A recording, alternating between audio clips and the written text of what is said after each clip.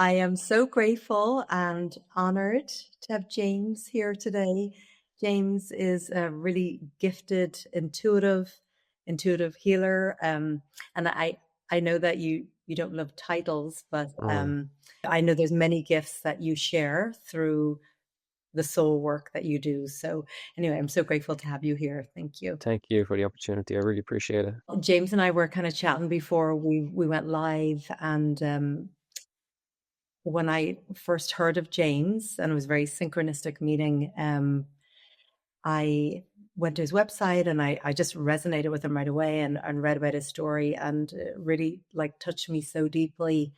Um, all that you experienced, and then how you have alchemized it and how you transformed that, and to the wonderful partner, father that you are, and the amazing work that you do in the world.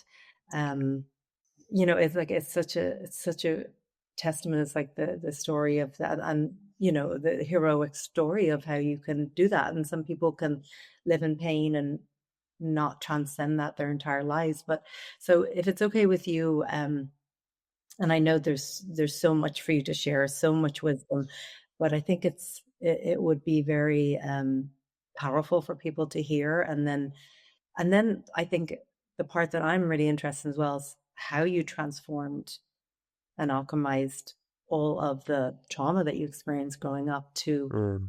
to who you Thank you. I really appreciate it.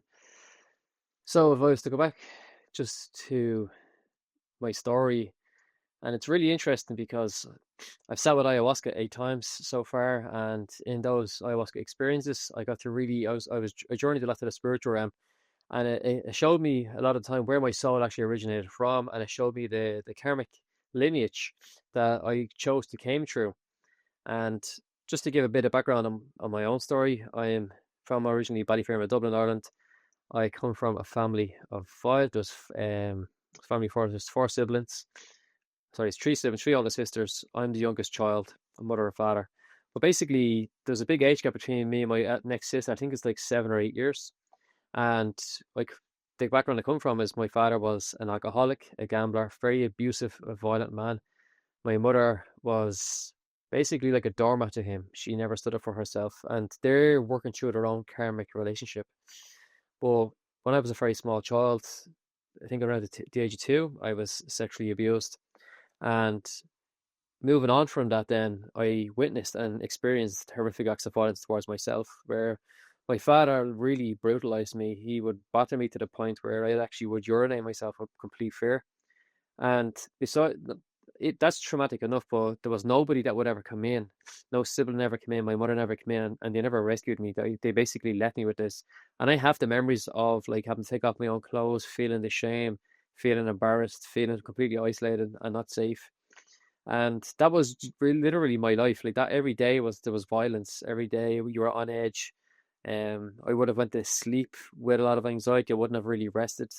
And one of the things my mother shared with me was when I was a very small boy, I actually used to sleep with my runners on in case she ever ran away and I could chase her and run after her. And she would laugh when she would tell me this, when she used to tell me this years ago. And that was obviously her cope mechanism, trying to belittle the reality of what my experience was. Well, as I was about 6, 7 years of age, my sister Michelle, she's passed now. She became addicted to heroin due to her own traumas, and then following that, a year later, my sister Linda also became addicted to heroin. The violence in the home was just really amplified because here's my father who has very narcissistic, psychopath qualities. He's also got schizophrenic tendencies, and he did not know how to manage anything that was going on. His only way to help or try to manage what was going on in the family field within the system was violence. So I would have seen him. I was seeing there was two memories that really stand out to me, and um, they really altered my life because of what I seen. And one was him scalding my sister with boiling water, and then another one was he tried to stab her to death in the middle of the night. But it all happened in my bedroom. He burst into her after he tried to take her life. And as this little small boy, I witnessed all this violence. And I remember when my sisters were thrown out of the home because there was a lot of chaos because of the drug addictions. My mum, bless her, she used to walk the streets of Dublin at night looking for them. And I used to follow her when I was this little kid. And she never knew that I ever followed her. I was trying to keep her safe. While my father was this man, he was meant to be this protector, this provider, this masculine, and he was the complete opposite. So my childhood was literally just trauma. Like that's I was raised in trauma. I was raised in madness and chaos. And school for me was it was a big failure because I couldn't concentrate in school. I was obviously my central nervous system was completely so fragile because of what I'd been experiencing the night before and what I knew I was always going to go home to. So I was labeled in school as someone who was found it very hard to stay concentrated, and as a result of this, my results were very poor. And then that created my self-image. I thought I was stupid. I thought like there's something wrong with me, and there was just never any support. There was never support. We never had a tribe where somebody else came in and tried to help us. But interestingly, my mother used to receive social payments off the Vincent de Paul, and this guy he came around a couple of times, and he actually bought me a chess set and he taught me how to play chess. And he used to come on a Tuesday. I actually remember this. I was so young, like 5, 6 years of age, and he used to sit with me. But I remember in an ayahuasca, he came up for me, and it was basically showing me that he was actually an angel, right? He came in and he could see what was going on. And when he was coming in, my father knew that day he was coming, and he would change his whole behavior. And I could actually remember looking at this man sit in front of me, and he would just scan the whole room of what was going on. He'd see all the alcohol, he'd see me, and he would just look. And he left me with this chess set, and he just disappeared. He never came back. There was never an explanation. But through my teenage years, it was, I didn't, I was like, it was really interesting because I got really mixed signals from my parents as a child. My mother was very empathetic, very compassionate. My father was the complete opposite. And what I also know is that my spirit guides intervened a lot when I was a child. When I was sleeping, they used to work on me because I was after taking on way more than I could chew, and they had to help me get through that process. Because there was already addiction in the family, because of what the work I was meant to do, they needed to make sure that I just did not get out that path. But my mum was, to some degree, quite soft, a lot softer than my father, so she would have gave me a little bit of compassion and empathy at times, a lot of time when she was drunk. And that, for some reason, I feel created some sort of softness within me, where throughout my life, like I knew never in my early teenage years or late teenage years or even early 20s to go near drugs because I seen how destructive drugs was to my family. I seen how much it hurt my mother. But I had a daughter when I was age 19. Was a really bad father to her. I didn't know how to be a father. I was in my own trauma, very dysfunctional. I didn't have any responsibilities. Was in fight or flight mode constantly, as you would imagine from the trauma that I was still working through or still experiencing. But to kind of fast forward this, in 2016, I was doing a night shift. I used to do care for the elderly. I'd done that for 7 years, and in that night shift, I started going through this awakening, a psychological awakening within the mental body, and I started for some reason something happened. I just started seeing myself as if I was stupid. Like I was something just started coming to me, and maybe it was a spirit guide that was communicating, but something was happening where I realized I actually said to myself, like, I'm not stupid. Like, why do I think I'm stupid? I started having this conversation with myself just randomly. And then I decided to start looking up things about the universe, the law of attraction, all of these things. And when I found out about the law of attraction, I thought, right, I'm going to just be a millionaire. That's what I'm going to be, and that's going to make me happy. And then I found Eckhart Tolle, and then I said, no, I don't need money. I just need to be at peace. And at this stage, I was still partying. I was doing cocaine the odd time. And in 2000 late 2017, that's when I went through a real deep spiritual awakening. And it was interesting because I wasn't living at home when I was going through this awakening, but my spirit guides told me in late 2017 that you're going to be moving back home to your mother's home. And I hadn't lived there for years, and I was laughing in the bed, and I'll never ever move back to that house because why would I? Like my father still lives there, he's still an alcoholic. They're both alcoholics.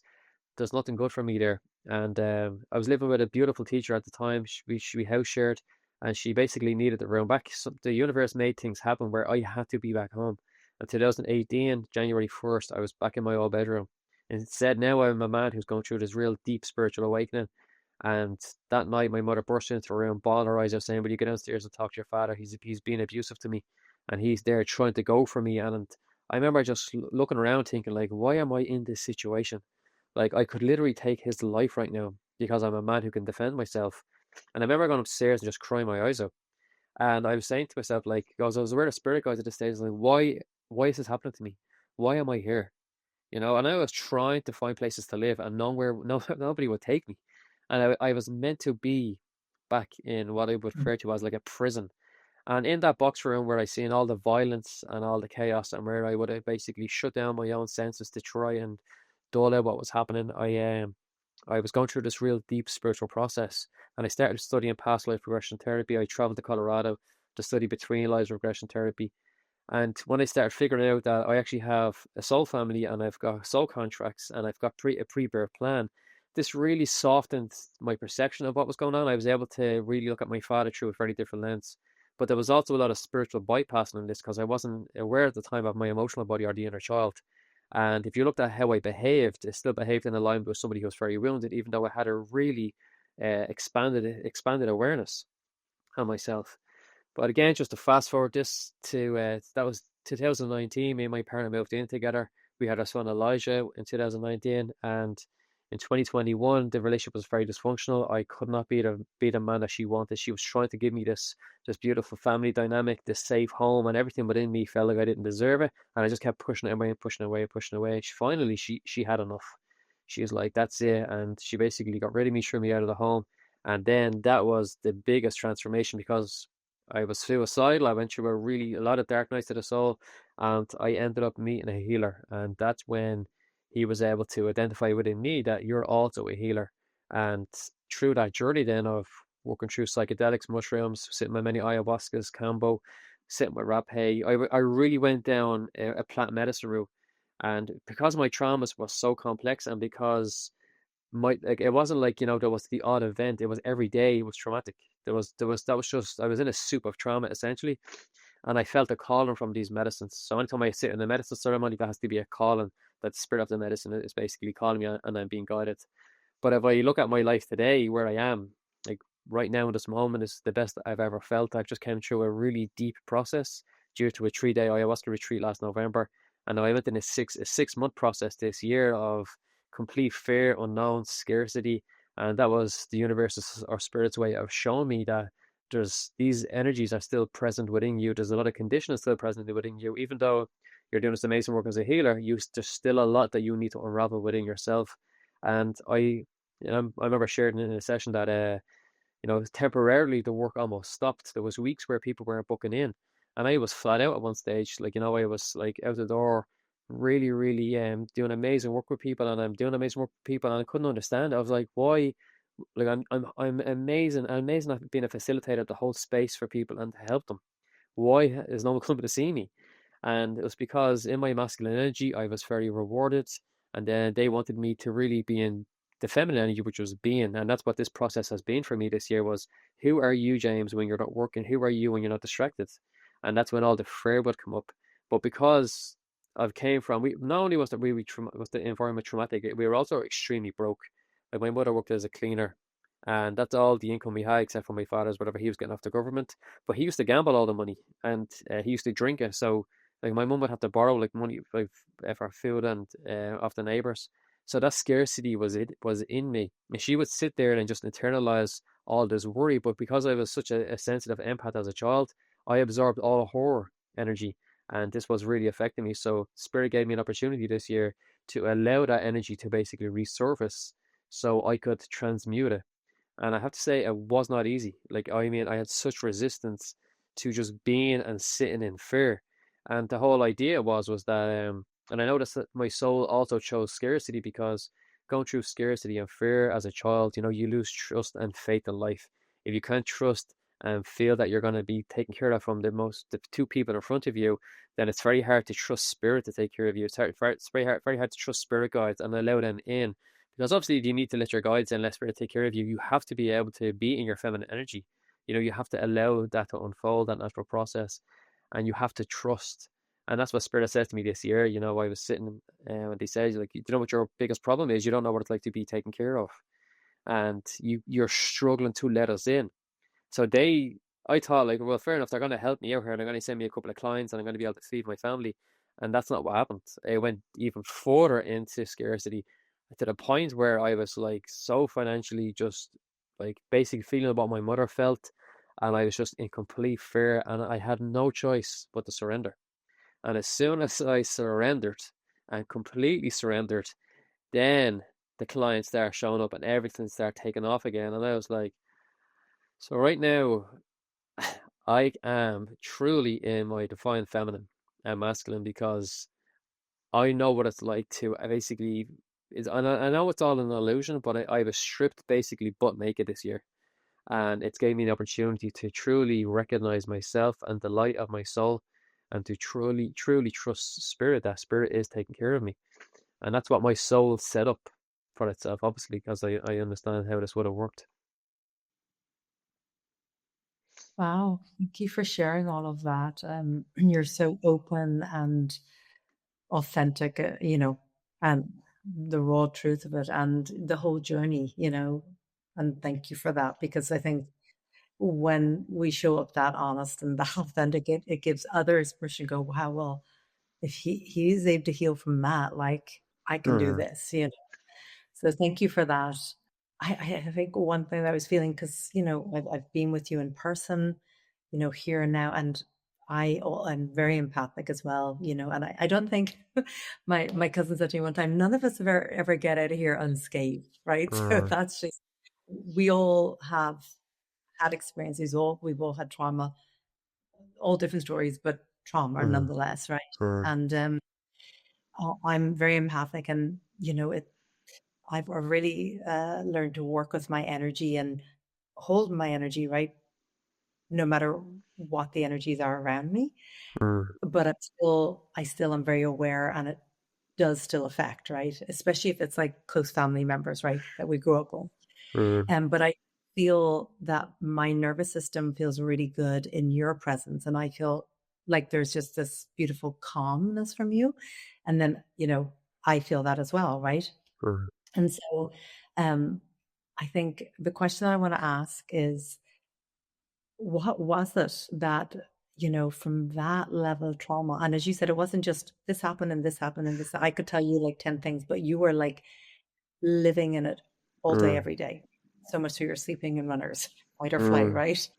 So how, or do you feel that, and I know our healing journey it is a journey. It's not like, okay, I'm healed, I'm all good here. It doesn't mm. work that way.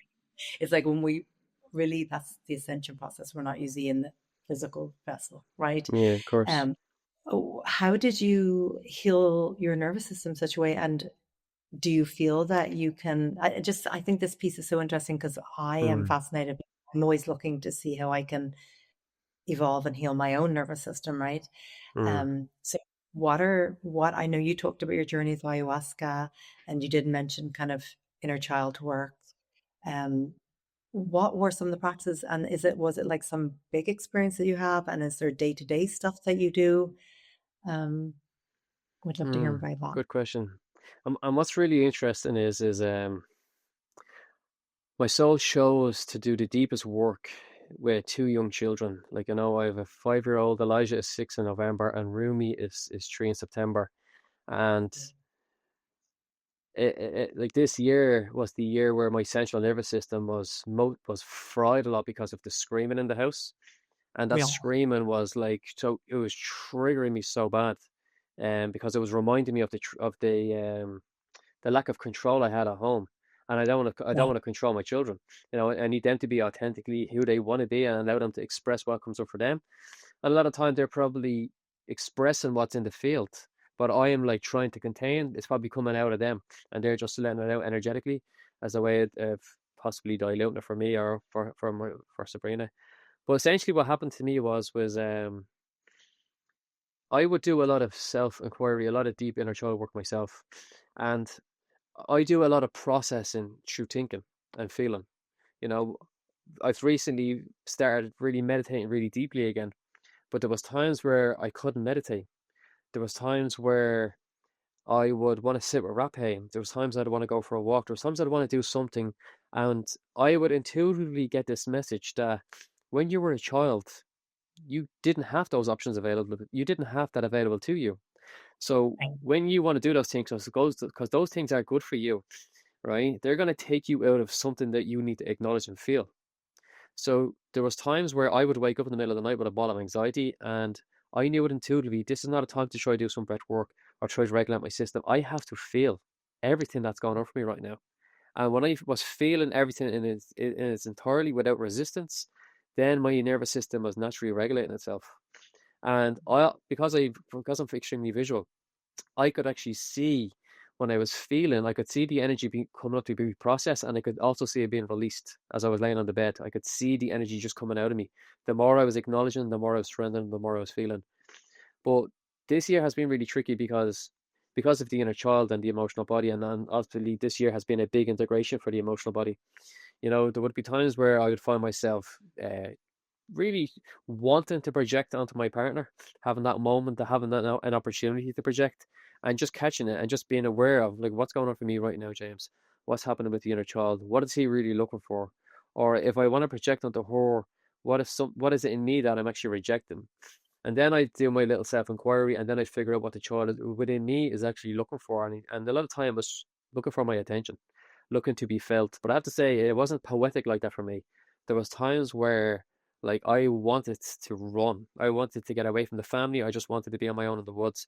And I would realize when I wanted to do that, I want to isolate. It's because as a child I isolated.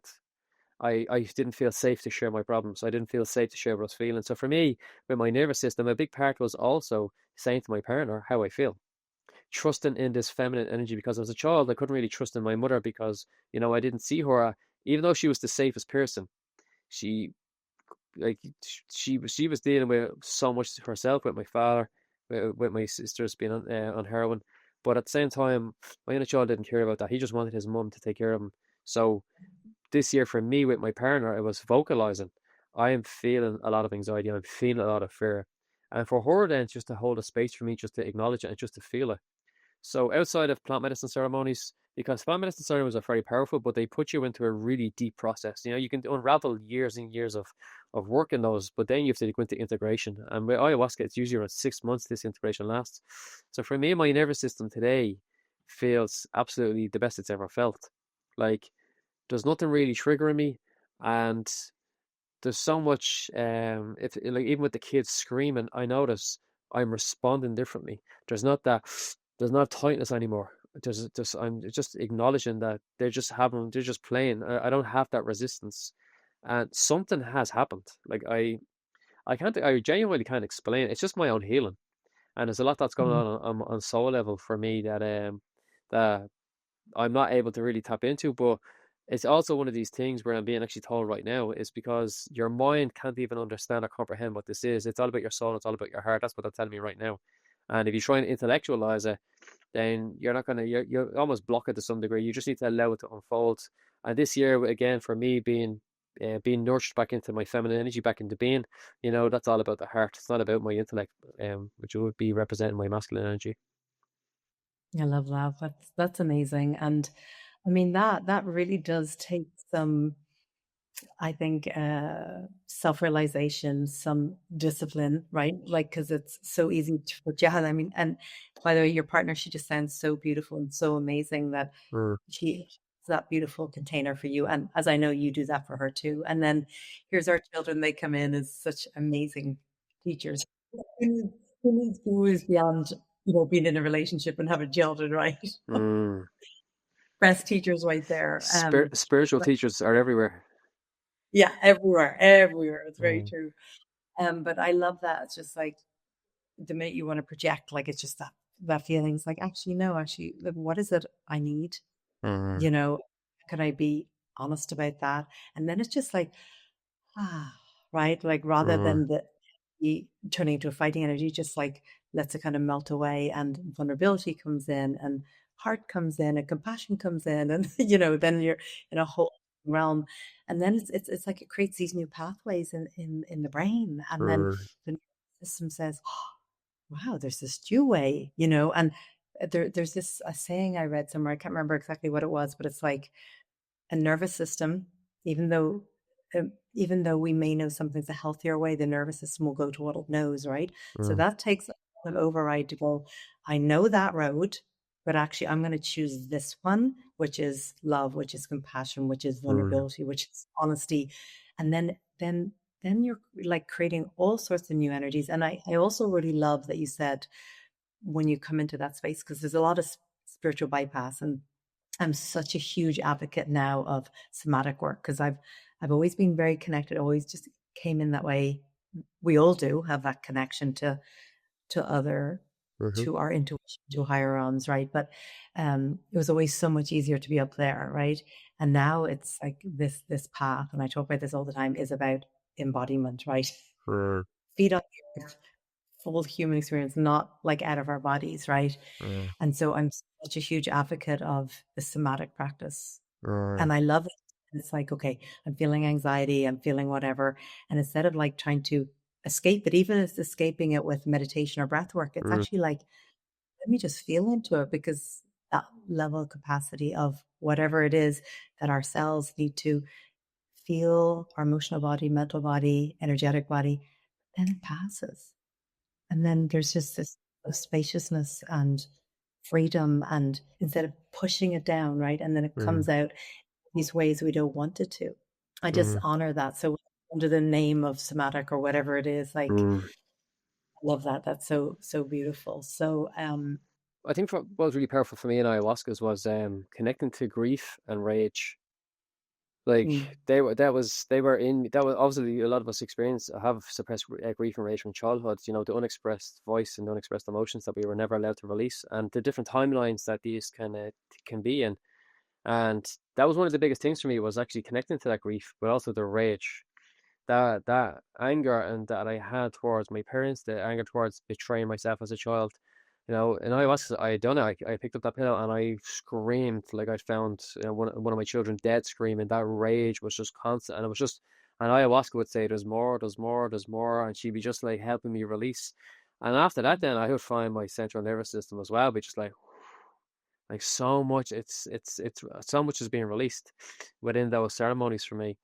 And interesting when I do healings on people, when I put my hands on their energy body, I can see the meridian lines.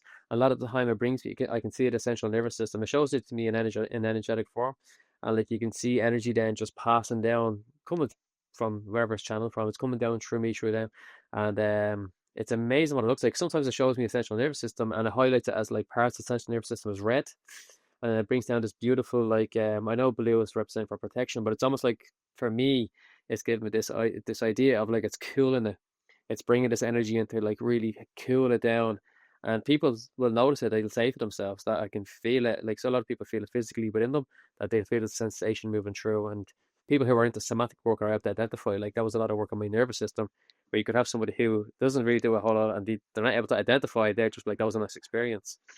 But spirit has beautiful ways of working. it's so beautiful. I love that. And I love that you see that, you see the nervous system, and Mm. energetically, it shows that to you. I love that. Tell us more about how the work that you do now and these gifts that are activated in you, that your gifts that you share, how you're at service. Tell us a little bit more about how that works.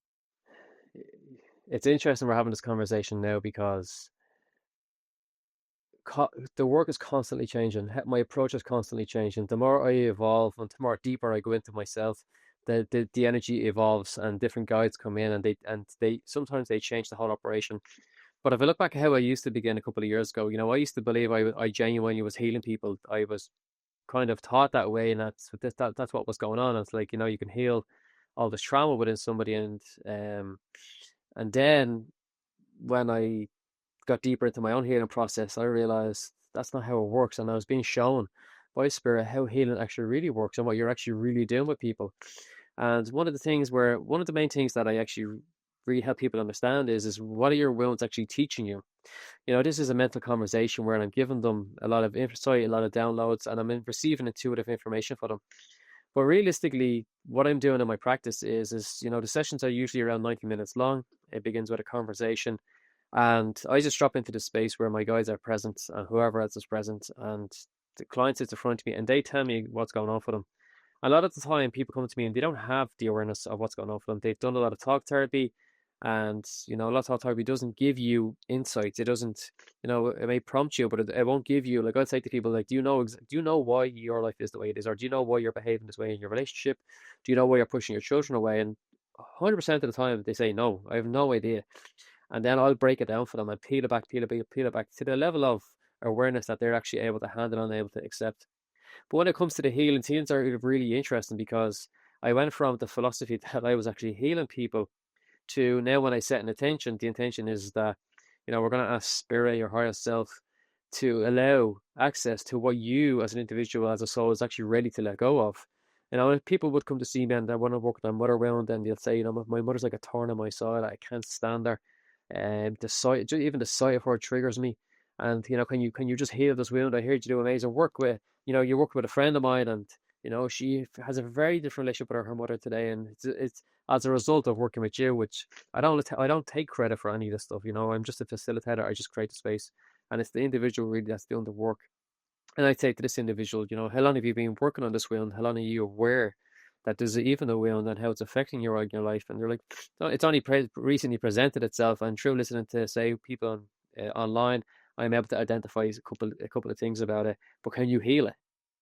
And I'll say, how do you feel towards your mother? And they're like, I don't like her, I can't stand her. So I'll say, so you have a lot of non-forgiveness, you have a lot of resentment, you probably have a lot of suppressed rage. There's a lot of energy there that you haven't worked through or identified. And they're like, yeah. And I'll say, right.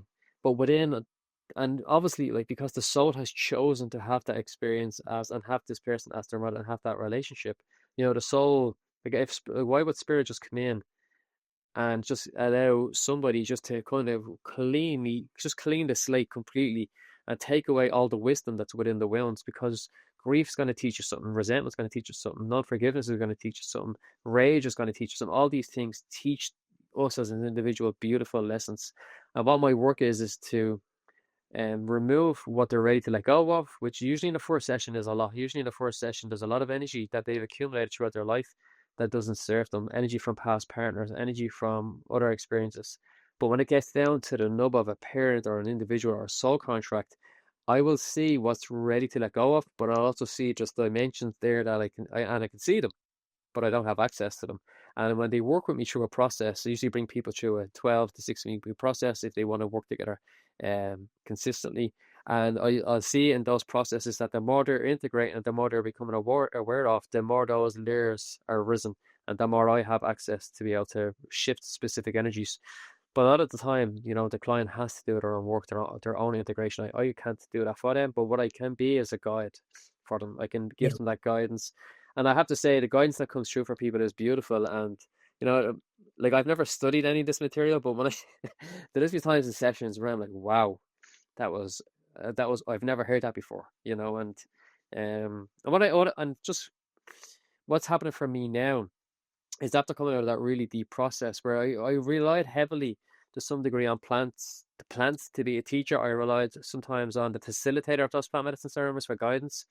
And what's happening for me now is that they're basically saying, right, it's time for you to connect to your own light, your own essence, because within there's reservoirs of information, there's reservoirs of wisdom, and it's available to you now. You couldn't access it before because you were so caught up in what you're working through emotionally. But now that you've came through that process, and it's not to say that there's not another process ahead. I have no idea. But right now, I will enjoy the wave that I'm on. But that basically every night I meditate in the I am meditations, the Saint Germain meditations. I am free, I am love, and I just connect to the light of the true self. And I ask that true self to present itself to me, and it does. And part of also within my work, I came in earlier on to share, like, I work it out with the Native Americans because I've brought that life energy in. I work with the South American shamans that I've had those lives. I've brought those energies in. I also channel, when I say channel, Mary Magdalene comes through, Jesus comes through, the Archangel Michael comes through. And I remember when I first seen these beings, when I was doing work, I genuinely thought, I'm tripping. I'm seeing things because I'd see them through my third eye, and they'd come in and they'd help with the healing. And Mary Magdalene at the time would, like, hold the inner child from, like, when it was like a newborn baby. She would hold this being, and Jesus would be working away. And I've seen them work on me in ayahuasca. They'd come in and they'd be working on me and doing soul retrievals on me. And this was really validated for me when I would see different psychics who never knew anything about me, and they would see Jesus merely present in the room, and they'd Mm. show up just to let me know that we actually are real. And I know millions of people do work with these divine beings, but it's for me, it was a great honor to know, like, that I work with these energies, and they're so powerful and so profound and so compassionate, as you are aware already. Mm. That's so beautiful. Thank you for sharing all that. And I love that you said, when I was like, well, how do you work? And you kind of giggled, right? Because it's like, well, that. constantly evolving. Yeah, it's very constant. Yeah, and I don't know if you find it, James, but I feel like, the kind of the ascension path, or this golden age that we're in, this, you hear a lot about the new earth and everything, but the raising Mm, consciousness, it feels quite like sped up. So I feel like that's why it's essential to be really, really grounded, mm, to be in our bodies, to be in like one with the earth, right? It's more important than ever, because it feels like the spiritual path is sped up, and I almost feel like it's almost like a, a daily evolution. Like, who am I today when I wake up? Um, and then there's a shift, and then there's another waking, and then there's a shift, and mm. then there's another. And I don't know if that's what you feel. And then of course, as we evolve as individuals, collectively, then of course our work evolves, right? Because we receive more activations, or we understand things on a deeper level. And then of course there's the more I learn, the less I realize I know, right? Mm. Or that a lot of the illusions, like, do we really have any control? Then, like, not really, like, so a lot of that starts to fall away. But I think my question to you is, um, do you feel like it's almost like a daily, weekly kind of evolution on your path now? See, I I wake up to few very small children every single morning, and I'm very gracefully I have a lot of gratitude. So I don't get if I'm being honest, I don't get a whole lot of time to even feel what's going on in the earth. I'm aware of what's going on. I'm aware there's more light on the earth now than ever, and more people just. I'm aware of all this, and I stay up to date with that, and I understand it. But if I'm honest, when I'm not working, my day revolves around me being with my kids, and just being with them and supporting them and raising them. So, like basically, for me, when I put the kids to bed, my time is to come back into my space, and I meditate and I sit by myself. And sometimes I just sit in my own presence. And when I sit in that presence, I don't really, if I'm honest, like I can feel things like, very subtly about might be happening, what may be happening, different shifts that be going on. But I'm not really up to date with the way you would be. Like you seem like you're very expanded on different cycles within the earth, different moon, all these things. I genuinely would be a complete apprentice when it comes to all these things. I actually live my life extremely simply as a human. A lot of the time I didn't like being a human because it's such a painful experience for me. And if you even look at Mother Earth, this divine feminine energy, and this big mother wound that I experienced with my mother. Like a lot of people, even myself before, didn't feel like I deserved to even be here. I didn't deserve to be taken care of by the earth or nature or Mother Earth because I had this unconscious wound that I don't deserve your love, and I really struggled to be here. But now, really integrating the human and the spirit together, like as I says, if I'm not working, I'm around the kids, and when they go to bed, I spend time with myself and I meditate. And what they're also really telling me to do is like I can't read a book at the minute, I can't listen to any information at the minute. Wow. Like, there's Yeah. something that's blocking me. They don't want me putting any more information that's already out there in my mind. They're basically trying to keep me as clear channel, and just allow us and the energies to come through you. Don't clog your mind up with any more information. You've read enough, you've learned enough. Just allow the intuition out to flow. So the kids really keep me in that, keeping me grounded. Like it's so funny because like me and my partner, like the kids be killing each other, they be screaming, the house is upside down, and I'd be sitting there, and there'd be moments where I'd be like, I'd love nothing more to be able to sit and look out that window with a coffee and just have silence. And then I realized that's not what this timeline that I'm in. If that was meant to be that's what I'd have. But I have my children right now, and I'm evolving through them, they're evolving through me. So basically, I'm very focused on family. I'm really focused on that. I don't have a whole lot of time to really think about or feel what's happening collectively. Yeah, yeah, yeah. And my life isn't really that much different. I have a 10-year-old and a 13-year-old. They are a little bit Mm, older, but I'm, predominantly most of the time a single mom. And so I hear you. And, in such ways that they're such amazing teachers, is, they, obviously we're so connected, right? And my children are so empathic and so attuned and tuned in. Like, I mean, it does, they can actually hear my thoughts. Like, I'm just thinking things and then they're verbalizing. I'm like, yeah, can we get out of my thoughts, Mm. please? Or my daughter is just like, just sees into the soul, you know what I mean? Mhm. And they're such great gauges for me as well, because when I am really centered and like, because especially at a really young age, our kids are just an extension, right? And Mhm. so I know when they start to ramp it up, I was like, okay, I really need to come in more, right? And then I breathe in more and then they come more into that, right? Mm. They're such Mm. mirrors in that way. And I totally hear you. Like I go through these stages as well. It's like I can't listen to anything. I don't want to take I don't want to take like anything in. It's just okay, this is between me and spirit. And Mm. you know, I do think that invitation to balance is really important, Mm. in our parenting life. And I love that when you get the kids to bed, I'm sure it's time with your partner as well, but it's like, okay, I'm Mm. going to meditate. I'm going to go, connect in. And one of Mm. the more recent things that I've been going through as well is, I have a couple of really close, wonderful friends that I love to confide in. We have deep conversations and everything.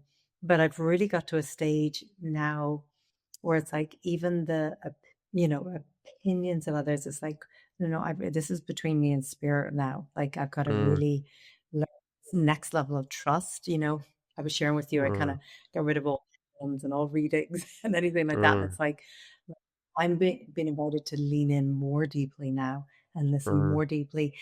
I'm not going to any sources outside of myself, and Mm. especially not listen to things where I know there's a misalignment. Mm. Um, that's been one of my latest teachings. And I Mm. think it's something that I've been trying to learn for a long time, but it's like so apparent and in my face that it's like, okay, I think the lesson is learned. I think the Mm. lesson is here, Mm. and it invites us to move more deeply to ourselves, which is we are divine. So Mm. when we say come home to ourselves, it's come divine, you know. Absolutely. And like I was reflecting on this today or yesterday, and I was reflecting on the light of the true self. And like a lot of channels will say this, people who like spiritual channel, they'll say like, and when the channel's coming through, like they have had lives on Earth, and a lot of them do say like, you need to get over it. It's an illusion, and they know what it's like to have emotions.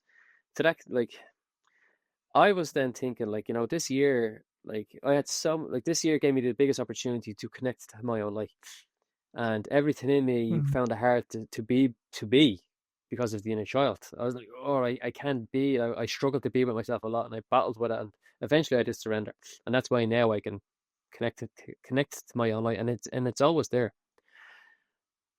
Where am I going with this? I think where I'm going with this is I was reflecting, asking myself, that light was always present. That light has been present with me from the day I was born, and it will always be present. That light was available to me, like the light that I sit in meditations now, and the light that I can connect to. And they actually showed me my own light was showing me that within me, it was showing me just say there was some residue of a wound, and it was basically saying, set an intention with your light right now, and watch what happens to this residue. And I would do it, and I would see the light going in like a waterfall and just clearing all the space with all this energy. I was saying to myself, why could I have not done that six months ago, right? And I was asking myself that. I was like, why? Like, that light is available to everybody. And yet, mm, we run away from it. A lot of time we're not aware that mm, it's there. And a lot of time people are aware that it's there. And we hear that we have a soul and that we have a light and we have a higher self. And yes, we cannot connect to them. We struggle to connect. We struggle to be. And a lot of it is down to that emotional body and that inner child. yeah, Who am I when I am being? All of our unconscious patterns and all of our unconscious belief systems come up. That when you're just being yourself, you're not lovable, you're not worthy, you're a nuisance, you're a burden. And try and send that energy. That energy is like muck. It's like this mold, shame, all this energy just goes when you're trying to be. And it's like this battle then to connect to your light. They try and to like there's many techniques where you can just be aware, acknowledge what's happening emotionally, and to try get in there to connect to that light. But a lot of the time, if you're trying to connect to the spiritual heart, if your own human heart is broken and very fragmented, it's very hard to even trust and to be able to penetrate through there. I know penetrate is not the right word; it's a soft process. But a lot of time, people with their own human heart feel like they're not even worthy of connecting to that essence, that love that they have for themselves, let alone trying to connect to the light of their own soul. So it's really a battle to be human and try and integrate the divine that we also have. If you haven't Yeah. done Yeah. deep healing work. Yeah. Yeah. And then, I think even when we've done the deep healing work and these I actually spent a few years ago, like a year, where I had a pen and paper, right? Because we have what 70,000 thoughts a day, and they say like 98% of those thoughts are the same as yesterday. And I was like, okay, this is it. I'm gonna hear what my thoughts are. So I had a pen and paper, and like every time I had a thought, like, and I remember I was just brushing my teeth in the mirror, and I was just like, it was some like, you're a piece of crap, and I was like, why did I just say that to myself? So I'm going to write that down, and I'm going to question this. Like, really, I'm going to question this. And then I was like, well, there it is again. Well, there it is again. And I had this whole list, and it was really repetitive, the same crap, like, year few, but I have dyslexia, ADHD, and I had a really hard time in school back then. They were very abusive. And then like you, it was very much so like grew up thinking I was stupid, right? Until it was Mm, like, okay, I'm having these thoughts, but I'm going to sit with these and really say, are they true? And willing to kind of go, well, am I really a piece of shit? No, I'm not. Like, I'm a good person. Am I really, And I mm, think when we see these thoughts and we know it's just a thought, or at one stage we may have believed something was true, but do I still believe it now? Do I? And, like, like you said, are we willing to sit and have these deep conversations with ourselves and kind of mm, challenge the old beliefs, the old patterns? Just like you shared, when there's a time where you want to project and instead you're like, no, no, no, I'm not going with that old mm, way, right? mm. Well, so I'd love to kind of come to a close. Is I'd love to hear, and you've been really generous all along sharing, tools that you use, but for our listeners now, we're like, okay, what are three things that they could do on a day-to-day basis that feel doable, like to help them kind of unearth things, unpack things, um, to heal, to And this evolve. is this is just being their own therapist, their own healer.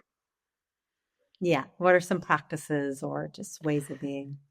I Some of the things I've actually says to the clients in the past. So when you unravel a wound or you remove, like, just say you're working on a specific timeline, a lot of energy can present itself then. Like, so I'm answering the question, but I have to go down a couple of side roads. Just say with a client within this session, there was a soul retrieval done, or there was other aspects of the inner child within the energy body that was the person had more access to, because I had access to this dimension. I was able to take the inner child out of somewhere where it was like blocked and it was trapped, and I'm able to take this out.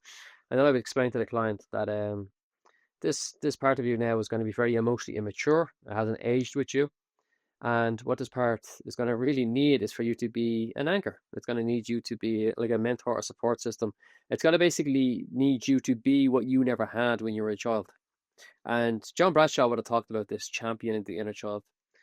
And one of the things I would say to people, and I said this to clients, because they do say to me, like, what do I do when a lot of emotion comes up? What do I do when I'm feeling anxious? What do I do when I'm feeling overwhelmed? You know, as a child, what did you do when you felt those things? You suppressed them. You didn't feel safe enough to acknowledge them, so you naturally just suppressed them as a way of coping. As an adult, when that inner child presents itself with overwhelming emotions, anxiety, whatever it is that comes up, sadness, fear, what the inner child really wants is a guardian to just can you be this safe space to allow me to feel what I'm feeling? Can you offer me the opportunity? So that's what I would say to clients, is that when your feelings feel overwhelmed or you're anxious or whatever you're feeling, fear, that's not something to shy away from. That's something that you can actually see as an opportunity. So when you feel it, you can say, right, this is an opportunity. Now, a lot of the time, this stuff comes up sometimes where it's like not the right time. Like, especially for people who have very young children, you're feeling very overwhelmed, and you may not have a big support system. And that's so hard for people when they're trying to heal and they're trying to raise young children. You know, what do you do in those moments? You have to regulate. You have to use the breath as a guide. Where you breathe in for a certain amount, then breathe out, say for 6 seconds. Long breaths help to regulate your own nervous system, sending signals to your brain that you're actually safe through your breath. But it's when you have space for yourself, and it's important to create that space to reflect on what was I feeling, what was coming up for me, journal. Some people find the meditation very hard. Some people find journal very hard. I would then ask clients to, can you color? It doesn't necessarily have to be anything poetic, but just pick certain colors and ask the inner child to write or to draw or to do whatever it wants to do. Another exercise I get people to do is to write a letter to their abuser, their parent, or whoever it was with your left hand or your non-dominant hand, and create a safe space for yourself. Like put some candles on, light some sage, put a bit of music on, and with your non-dominant hand, you get an A4 page. You put a line across 3/4. So you put a line 3/4 down the page, and on the larger section with your non-dominant hand, you basically write a letter as if you're writing it to this individual who's actually going to read it, and you're giving the inner child an opportunity to express everything that they need to say. For the section that's on the right hand side, the smaller section, this is for your dominant hand, and this is the logical mind. So a lot of time when people try to do this exercise, this resistance comes in. It's like, this is a really shitty idea. This is stupid. It starts telling you about, like, there's a lot of things that you need to do within the house. You write that down. You basically acknowledge that resistance is present. Something wants to take me out of this day. You just give that its little platform, and then you go back to writing. So, but the main thing, and I remember saying this to a client one day, was, and this is what came true for her was I think the best thing that you can do is when your emotions come up, is to sit in the fetal position, put your knees up to your chest, and literally wrap yourself in the ball and just feel everything, and just feel it, and just release, and just do. And if Yeah. it comes up again, see, here's my opportunity to feel everything within me that wants to be acknowledged, and just do it. But I says, this is an exercise where I'm talking to you mentally about it. Like, it sounds nice. It's not easy. Everything in you is gonna want to be distracted. You're gonna want to light up a cigarette. You're probably gonna go for a drink, be on your phone. You're gonna want to. But I say to people, when a sad emotion presents itself to you, you need to see your feelings like children. If you had a child that was 4 years of age and it was sad and it says, "Mommy, I'm sad," would you like take out your phone and start flicking? Would you go for a drink? Would you run away from this child? You wouldn't. You would soothe the child. You would offer the child compassion and empathy, right? You need to offer your feelings this and see your feelings like children. So when you're feeling sad or grief or rage, whatever it is, that there's a sad or there's an angry child present, and you basically acknowledge and offer you what you were never offered when you were a very small kid. And that is self-healing. Mm. So beautiful. Thank you. Yeah. So powerful. So, so powerful. And as you said, it's not easy. No, Um, it's and it's definitely just not. like, it's like releasing control, being aware of what's happening. And just like, if you notice yourself trying to escape it, just be like, it's okay. It's not going to kill me. Like, it's not. It might feel like it in that moment, but it's not. And Mm. then it passes. Sorry, as I'm talking, stuff's just coming in. Can I just share? Yeah, go ahead. Yeah. So some people have the experience of wanting to cry, like they try to create an opportunity to cry, or when they're getting into their emotions and they're about to unravel something, they all of a sudden emotionally start shutting down. And if how you work with that is to see, right, this is my protectors. My protectors are present. My resistance is present. There's something within me that's basically trying to protect my vulnerability. It will not let me access these emotions. And what a Mm. lot of people do then is feel like they're broken. They feel like that I don't have a heart. I can't feel. You can. You just have a lot of resistance. You have a lot of protection. Protection isn't something that needs to be shamed. It doesn't need a lot of time. Resistance and our protection is very misunderstood, and a lot of people battle with their own resistance. But essentially, what you're actually battling with, if you could see resistance and protection like it's almost like its own sub personality, that it came in when you were a child and when you first experienced serious pain. This almost being within you was like, right, we need to protect you. And I know it's a coping mechanism that's created within the brain, but how you work with resistance is that if you feel the resistance, is to basically feel resistance, acknowledge the resistance, and speak to it. And I know for a lot of people this is very flowery and very light, but again, it's one of these things where you will only understand the weight of the words is when you actually sit with your own resistance and put this into practice. A lot of the time, if you find it too hard to feel emotions or you can feel emotions, then just sit in the space of being, but sit in that resistance and just feel it. And I guarantee you, if you do this over time, your resistance will really soften because you don't have resistance to feeling resistance. And I know this is like a big play in words, but we also know that whatever you really, uh, what's the word called? Persist, resist persists. And we know that's a true thing. Yep, it's very true. Thank you so much. I feel like we could talk for a couple hours more, have more. Like it's just the tip of the iceberg, and Mm, maybe we'll have to do a part two, thank Thank you, you so sister. I much appreciate for it. your journey and so much wisdom with us today. And would you like to tell everybody how they can find you? Underwater with my kids. Ah, You can find me at info@jamesdeeganhealing.com, and my social media handles is James Deegan Healing. And thank you, mm, Amanda, for the work that you are doing and creating this platform and giving people like myself and others a voice, and for your own journey, your beautiful transformation journey up to date. And I'm very grateful that we have aligned. Thank you.